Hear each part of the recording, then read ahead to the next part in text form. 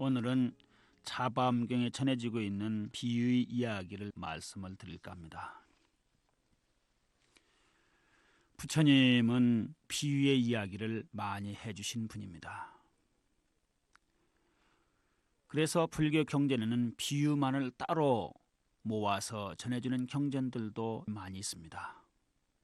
비유의 이야기들 중에는 오늘의 우리에게도 가슴을 여미고 귀담아 듣게 하는 이야기들도 많이 있습니다. 그 중에 하나 차바음경에 전해지고 있는 다음의 이야기는 이 세상 사람들이 다 내 부인을 거느리고 사는데 그 부인 중에 누가 제일 자기를 사랑하는 것이냐 하는 문제를 놓고 이야기를 합니다. 먼저 경전의 이야기를 들어보기로 하겠습니다. 어떤 사람에게 네 부인이 있었습니다. 그는 첫째 번째 부인을 가장 사랑하고 있었습니다. 앉거나 눕거나 먹거나 쉬거나 그 부인과 떨어질 줄을 몰랐습니다. 그 부인은 가장 아름답게 장식을 해주고 항상 맛있는 음식을 대접하기를 게을리하지 않았습니다.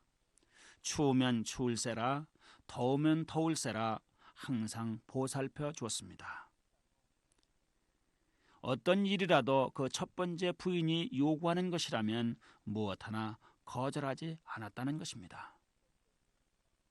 그리고 둘째 부인은 앉거나 눕거나 항상 옆에 두었습니다. 두 번째 부인을 만났을 때는 기뻐하고 헤어졌을 때 또는 얻지 못하면 늘 근심을 했습니다. 둘째 부인을 위해서는 남들과 다투기도 하고 갈등도 겪기도 하였습니다. 세 번째 부인은 때때로 만나 문안도 하고 어려우면 서로 찾아가 도와주기도 하였습니다. 오랫동안 헤어져 있으면 그리워하기도 하였습니다. 이번엔 네 번째 부인의 이야기입니다. 넷째 부인은 늘 남편을 따르면서 어려움이 있어도 그것을 마다하지 않고 함께 걷고 있었으며 그렇지만 남편은 넷째 부인에 대해서는 문안도 하지 않고 무심하게 지나쳐 버렸습니다. 만나더라도 넷째 부인하고는 말도 하지 않고 묵묵히 지나버렸던 모양입니다.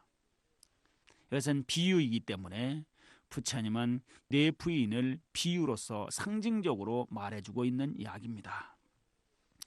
4명의 부인을 거느리고 있던 사람이 머지않아 죽음의 길로 떠나게 되었습니다. 그 남자는 멀고 먼 죽음의 길을 떠나기에 앞서 누구인가 한 사람만은 데리고 가고 싶었다고 합니다. 그러니 이왕이면 자기가 가장 사랑하고 아끼는 부인을 데려가고 싶겠지요.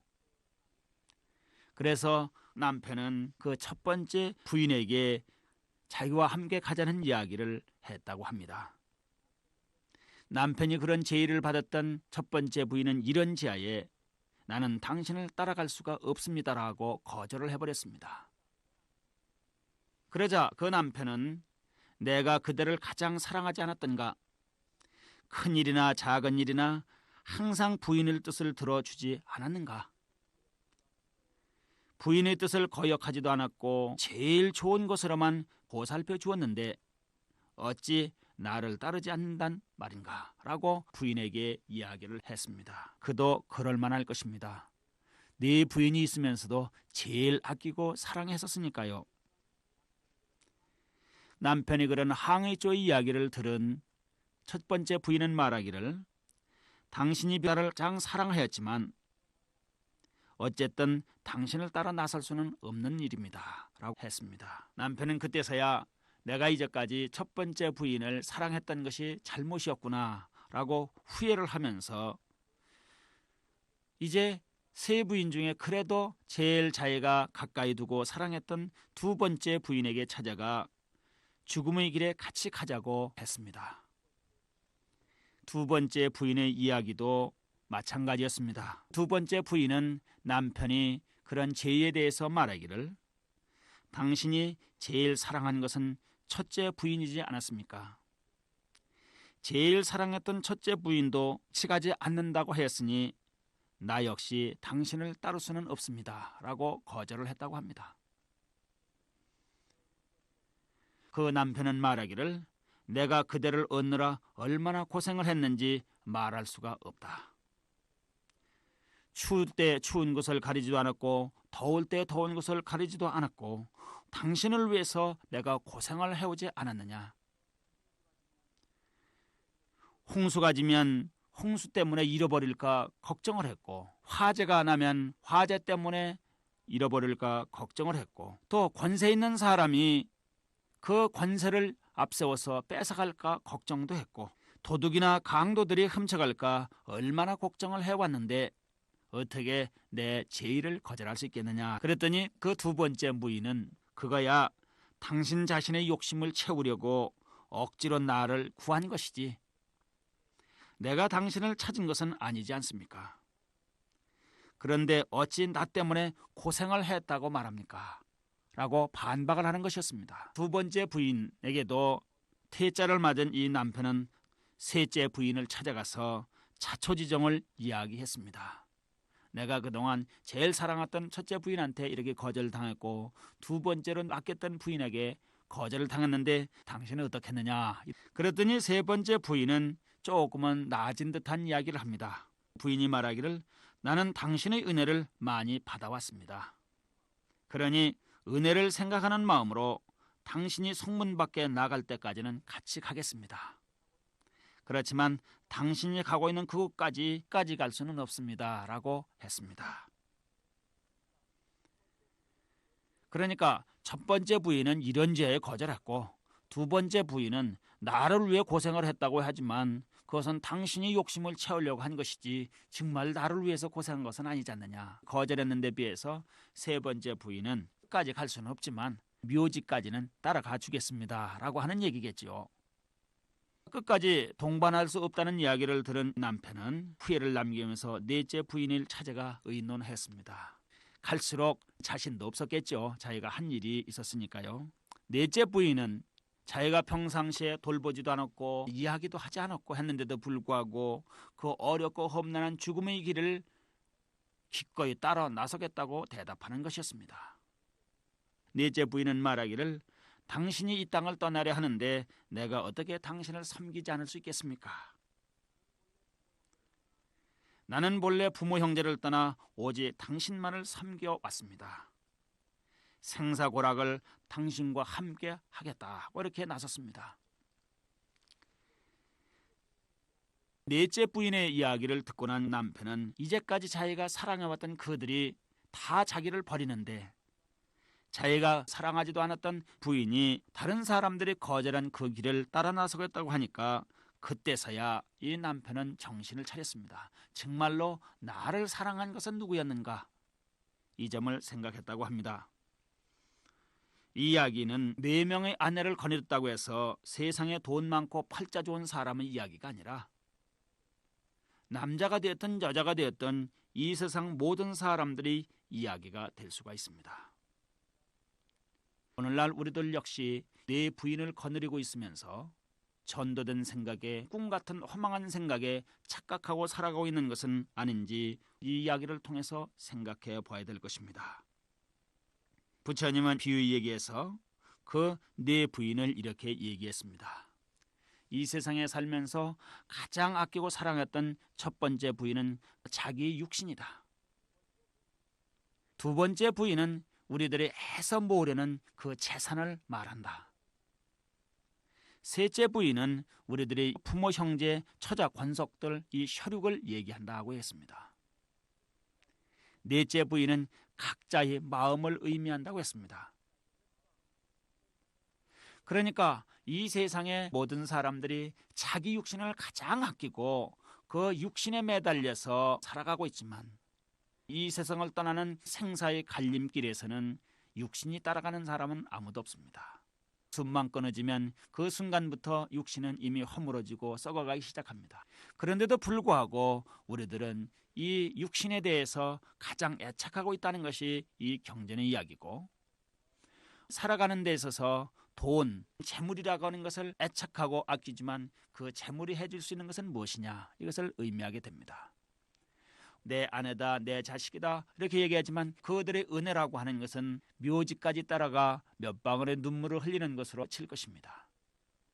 결국 우리에게 끝까지 동반해 줄 수 있는 그 아내는 네 번째 아내인 마음이라는 것입니다. 한 경전에서는 그렇게 얘기하고 있습니다.